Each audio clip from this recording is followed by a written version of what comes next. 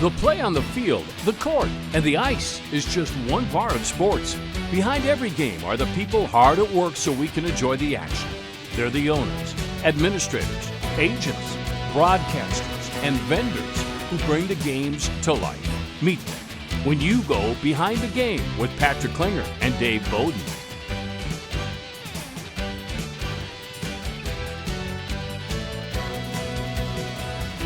Welcome to Behind the Game, presented by KLN Family Brands. They make the best licorice on the planet, Wally Wallaby, Sweet Chaos, popcorn, and also high-quality Nutrisource pet foods. I'm Patrick Klinger, president of Agile Marketing Partners. Alongside me, a man who's basically Minnesota's version of Jimmy Buffett because he's turned vacationing into a career. That is true. Dave Boden. Hey, have you found your lost career. Yeah. Found your lost shaker of salt yet? I found a margarita or two when I was in Key West, yes. And I can attest to that. Based on this weekend's weather report, we should have stayed another week, but we're back for the big one, it sounds like. So. Hey, Dave, we're going to talk today to a man who I believe was part of the most important, most iconic sports team in the history of the United States. So what a treat. Yep, really an honor to have you here, Dave. You know, as you said, Patrick, few moments in sports history rival the Miracle on Ice. And as an aside, I went to Google AI to ask what is the best moment in sports history, and the answer is the 1980 Miracle on Ice. So not surprising to me, but it's truly amazing. And one of the players who helped make that happen is Minnesota native Dave Christian, key member of that Olympic team, and now featured in the documentary Miracle, The Boys of 80 on Netflix. You just recently watched another chapter of U.S. hockey unfold in Milan as Team USA captured gold there for the first time since your team. So, Dave, first of all, welcome to Behind the Game. Thank you, Dave. Thank you, Patrick. This is a pleasure to be here. So before we jump into 1980, because that's such an amazing topic, let's start with this. You grew up in one of the most well-known hockey families in Minnesota and the United States, in northern Minnesota. What did hockey look like in the Christian household when you were growing up? Wow, our lives revolved around the game of hockey. I remember in grade school, middle school, high school, that was our gathering spot with friends and whatnot, whether it was on the river for a pickup game or someone's outdoor rink for a pickup game, or sneaking in late at night to the arena. We always felt like we always knew somebody that had a key, or the last person to leave after that last practice made sure they left the side door open so you could get in and find your way to the lights, flip the lights on, and play some more hockey. Excellent. You know, when people meet you today, Dave, is the first thing they ask about is 1980? They know that you were part of that iconic team? That usually comes up later in the conversation because we can blend in pretty well with the general public, and no one really knows anything about that. And my wife will tell me all the time. She goes, yeah, you know, give them a little bit more background on what you've experienced. And I'm somewhat hesitant to do that. But if it comes up in conversation, oh yeah, people want to ask questions about that 1980 experience for sure. So I think we're no different than the rest of the general public on that. And so let's start, after you grew up in the hockey family, went to the University of North Dakota to play hockey there.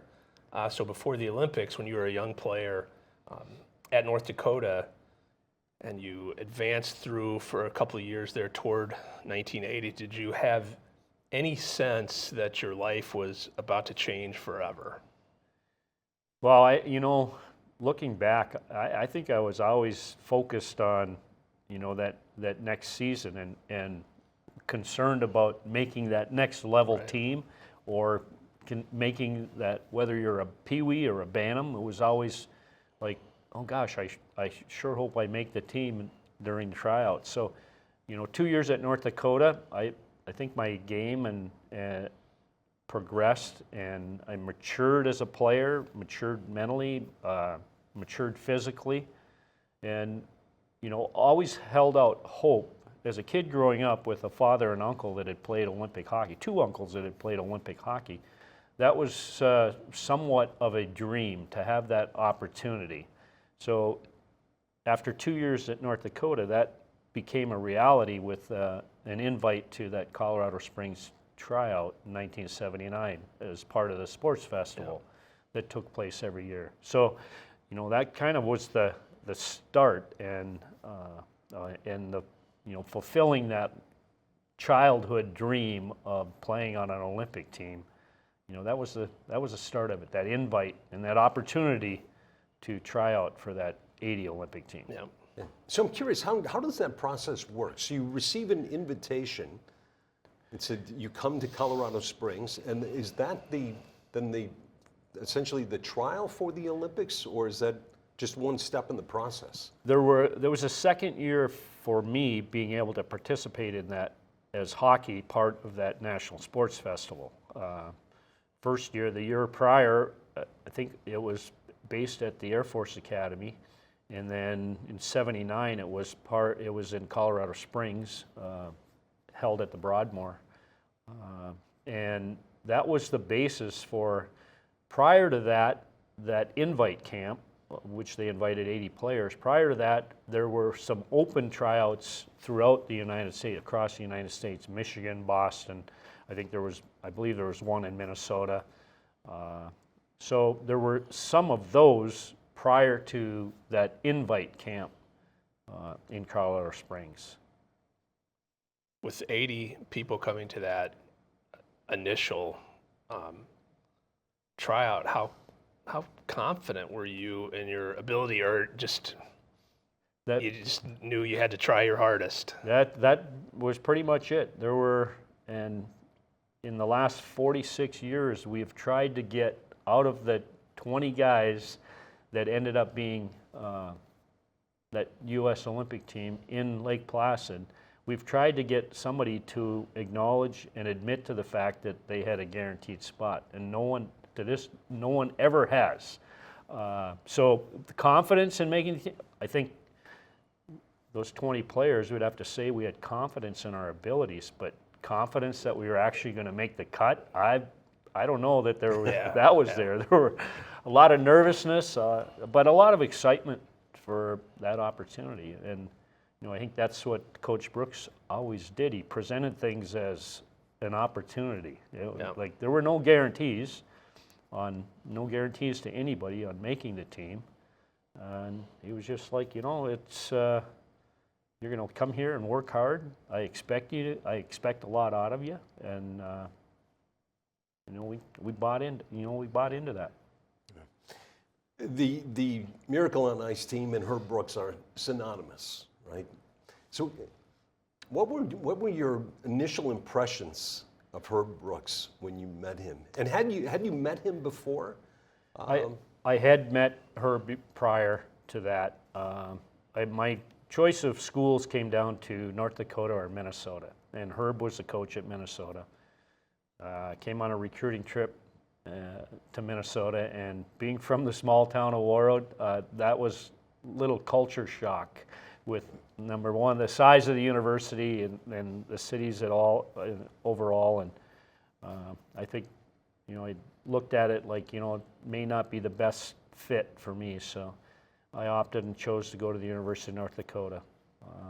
But my impression, I had a family history with Herb Brooks. My Uncle Roger and my dad, Bill, had played on the '60 Olympic team, of which Herbie was the last person cut.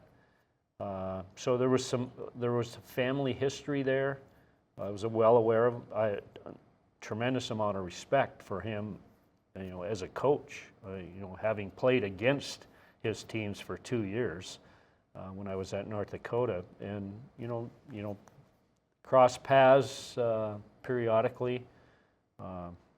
Minnesota State High School tournament and whatnot. So just the involvement of family in hockey and Herb Brooks in hockey. Yeah, I was well aware of Herb Brooks. So Herb had a pretty specific vision for that team, at least from an outsider. That appears as what we've seen in the movie and the documentary and those things. But you lived it.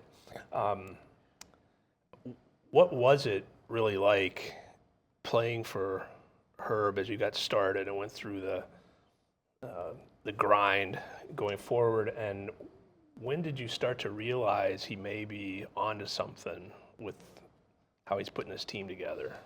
Well, I think it was early on it became apparent like he was going to hold us to a very, very high standard, and he had confidence in us as individuals, and as it came to be in the team itself. And he was looking for, as we've heard him comment, he was always looking for the right players, not necessarily the best players, but the right players to fit into that. And it was going to take more than like individual talent and collective talent of the team. It was going to take a tremendous amount of hard work. We'd have to be in great condition, and we'd have to capitalize on the enthusiasm we had as a group for playing the game of hockey. And I think that's probably one of the regrets that, as players that we had, is we never got to hear from him as individuals why he felt we were one of the right players. Why were we one of the 20 that ended up making that Lake Placid team? We never got to hear that from him. I watched the recent documentary, which is fantastic. One of the things that I didn't realize was that there was sort of a faction in the team. You had the sort of the Minnesota guys, Minnesota-Wisconsin guys. You had the East Coast guys. And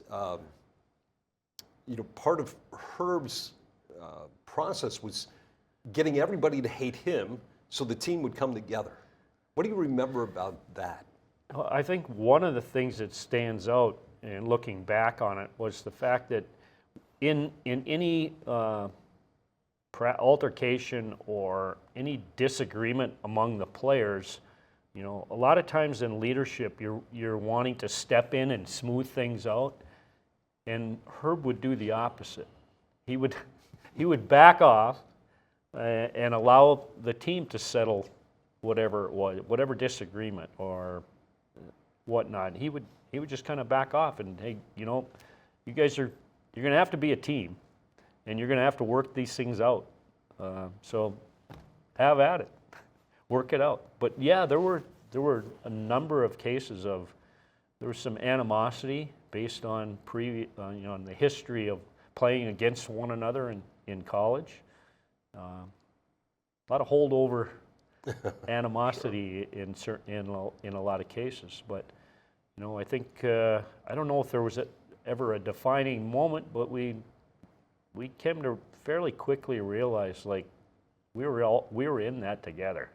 That whole experience, we were in it together. Everybody was going to come and bring the best that they had at every single practice, every single game, and you didn't want to let the guy sitting to your left or the guy sitting to your right. You didn't want to let them down, knowing full well they were going to bring it every day. So you had a kind of a long process to lead up to that. The team played together for a long time, exhibition games and playing games and traveling. There's the kind of famous scene in the movies and the documentary where you're talking about the staying after practice, after a game, and like we're skating.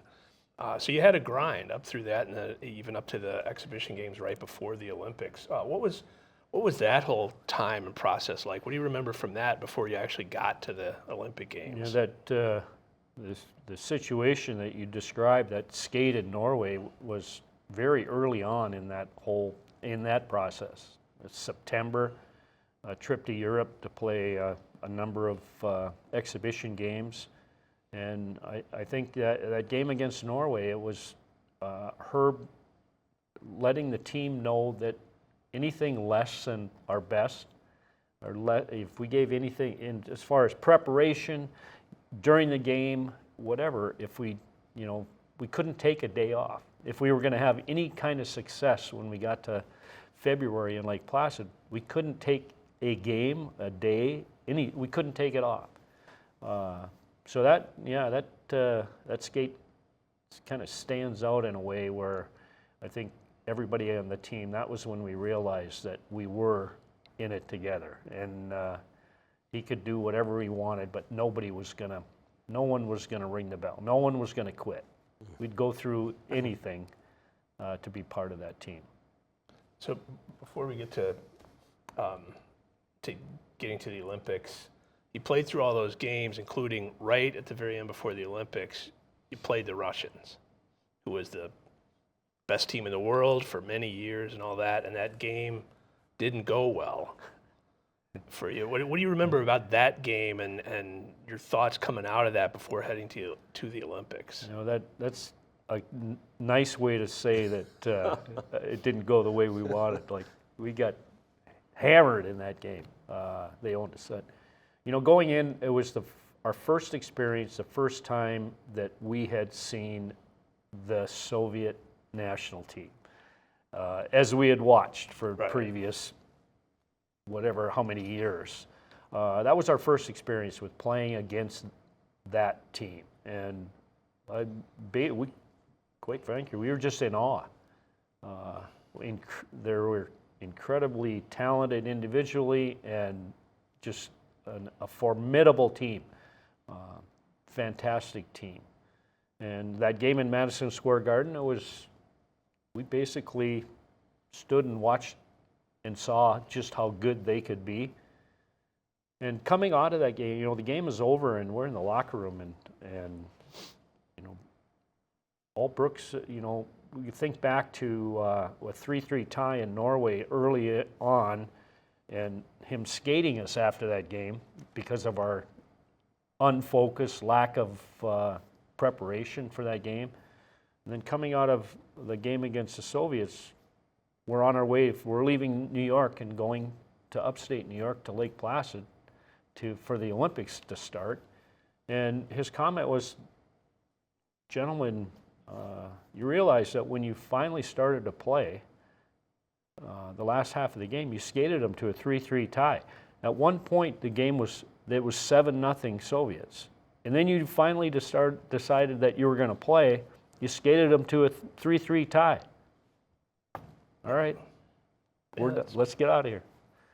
That's great. So is that when you realized that you had a chance against the Soviets in the Olympics? Because you did get waxed in Madison Square Garden, and then you get to the Olympics, and you're facing this team again. Was it what Herb said, that when you realized that you wanted to play, you skated them to a 3-3 tie, and you believed that you could actually do it? Did you actually believe that you could win before the game against the Soviets? You know, and not having any guarantee that we'd even get a chance to play them again. Right. There were so many games. We had the preliminary rounds, and they were in a different pool than we were. And so, you know, coming out of that Madison Square Garden game, it was like, hey, if we may not get a chance to play them again. So we better pay attention. We got to worry about that next game. Sweden, then Czechoslovakia.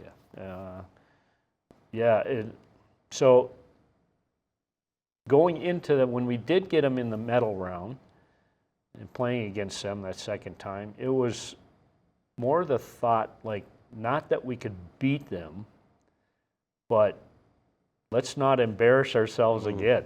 Like, let's go out and play. Let's go out and play. We'll leave it all on the ice. And then Brooks had the uncanny ability to, leading into that game and watching their preliminary round games, he would just make comments that, you know, that they think they're better than they are. Something's amiss. Something's wrong with their team. Someone's going to beat them. Never said we're going to beat them. You just said someone will beat them in this Olympics. When, who knows what he was thinking, but. So if we can, let's talk about that game. So you kind of, at least had the mindset of they might get beat by somebody, maybe it's us, but let's at least make sure we don't embarrass ourselves. Let's do better the next time. And early in the game, and you know this obviously well better than we do, but from watching some of the highlights on the documentary, Russia was up 2-1. You know, the game could go either way. That second goal to tie with the last second or two of the period was arguably the biggest goal of the game or of the Olympics up to that time. If I've got it right, you had the breakout pass to trigger that last goal. What do you remember about that and that? So the period is winding down. Soviets are up 2-1. There's under 10 seconds to go, and I curl behind. Kenny Morrow had the puck in our D zone, just inside of our blue line, and I curled behind him, and he dropped the puck to me, and I pick it up, and I'm coming up the ice, and I'm looking at. I just glance at the clock.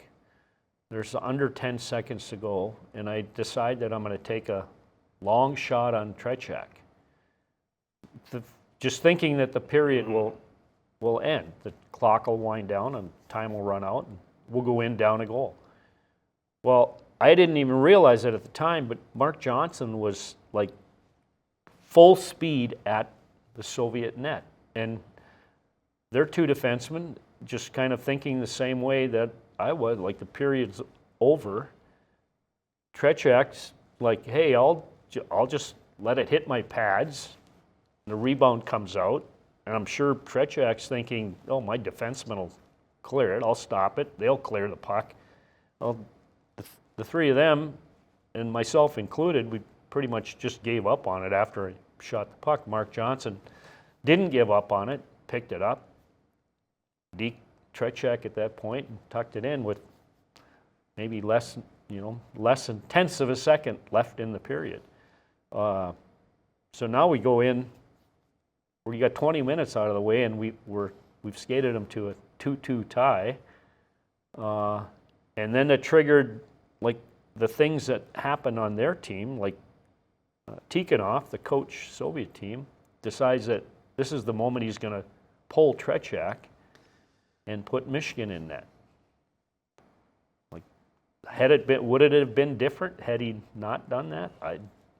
We'll never know. But so it triggered all kinds of things from that point on. That was amazing.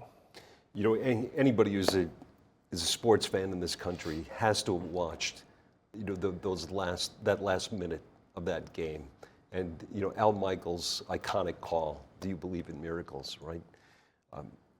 So we've watched it. You lived it. You were on the ice. You were on the bench. You were part of that. What was it feeling like for you at that moment when you realized you were the team that beat the Soviets? That Herb said somebody was going to beat them, and it was you. So actually the last 10 minutes of that game, from the point Eruzione scored, it was at that we all became clock watchers, and you would look at the clock. You'd go out for your shift. You come back to the bench, sit down, look at the clock, and go, "Oh, come on! There's got to be more time than that." I was out there longer than that, but so that just dragged. That last 10 minutes dragged on, and then the euphoria that hit in those last few, so like the last minute. Now it's winding down, and we were able to keep getting the puck out of our zone, and then the call at the end of the game, and just the thinking of it was like bedlam on the ice, like celebration like none I've ever had since that time. And then you go in the locker room, so you shake hands, you go in the locker room, and it's just like a sense of relief. Oh my gosh, game's over. We don't have to go out there and play anymore, and we won. Oh my goodness. And then Herb shortly thereafter comes in and reminds us that we got another game to play. Enjoy it for right now, but it's not going to last. We got another game to go. You probably did not really, your kids. You've got the backdrop of the U.S. in kind of a tough time then. You've got the political implications of all that with the Soviets and everything. And did it sink into you when did it sink into you how big this was? Like, you're probably not thinking this is the greatest victory in all of sports history, right, when you got off the ice. But when, as you went forward, did it really I don't know that it's still sinking in. In certain cases, it's the movie and now the documentary, and all of a sudden now it's second generation and third generation that are relaying stories of that their grandparents. We're starting to get really old now because like people are retelling stories of a grandparent or a parent. They weren't born yet, but they remember how their grandparents talked about that victory against the Soviets. So it's we're still amazed that it continues to carry the weight that it does in people's minds. Yeah, that's why I do believe it is the most important team, the greatest team in the history of the United States. Truly, I do. You were just in Milan watching your nephew, Brock Nelson, win a gold medal. What was that experience like? And I'm also curious as to whether you were all amateurs playing against the Soviet machine. Now you've got the best players in the world, the professionals, take a month off. How do you feel about that? I think we're all adverse to change at certain times, but it happens. Every game in Milan was phenomenal. Whether the U.S.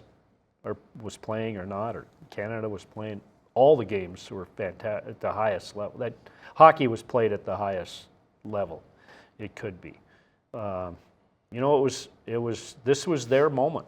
Like there's just as we all had stories back in 1980, this team also has their own stories, and they wrote their own. It was such a thrill to be there for my family, a third generation now of Olympic gold in hockey. It was incredible. Just a sense that this was Brock's moment. The NHL hadn't been part of the Olympics for 12 years, 3 Olympic, and he's 34. Scenarios are much different, and yet, in a lot of respects, very similar. This was a dream of his, and at 34 with 4 kids, and much different than as a 20-year-old going through it, and like you said, amateurs versus pros. But no, it was just a tremendous experience. Well, Patrick, I know we're down to our last minute. Dave, we could talk about other things forever. You had a great pro career, Hockey Hall of Fame. Most recently, the Miracle documentary came out, and it speaks to the team. Just as we wrap up, how close has that team remained over the now 46 years since then? And how we do. We continue and we keep in touch. We get to see each other a couple times a year. It's just I couldn't have asked for a better group of teammates to experience that with.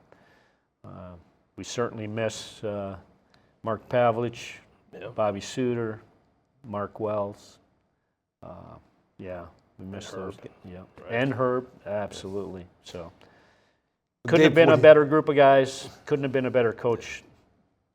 It's not an overstatement to say it's a true privilege to have you on Behind the Game. Yes, it is. You're a great man, and your stories are fantastic. I'm thrilled you joined us today. Dave, thank you as well.